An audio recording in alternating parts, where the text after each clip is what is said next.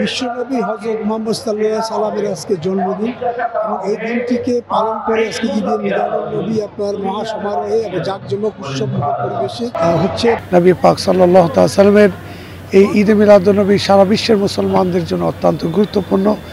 শুধু আমাদের দিনাজপুর তথা বাংলাদেশ নয়, সারা বিশ্বে আজকের এই দিনকে যথাযোগ্য মর্যাদা উদযাপন করা হয়। পৃথিবীর আনাচে কানাচে যারাই নবী পাক সাল্লাল্লাহু আলাইহি ওয়াসাল্লামের কলমা পড়নেওয়ালা তারা প্রত্যেকেই গভীরভাবে আজকের এই দিনকে উদযাপন করে। দিনাজপুর ঈদে মিলাদুন্নবী উদযাপন কমিটি অনেকগুলো আমাদের কর্মসূচি হাতে নিচ্ছে। তো তার মধ্যে প্রথমে আমাদের আজকে সকালে এক ইসলামিক শোভাযাত্রা ছিল।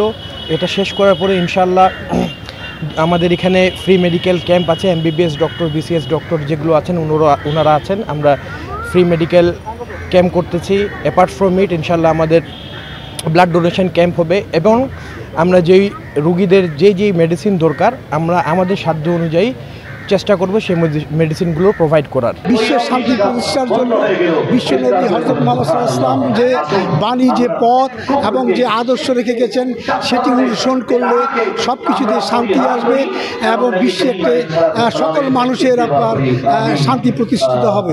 গোলাম নবী দুলাল, সময় সংবাদ, দিনাজপুর।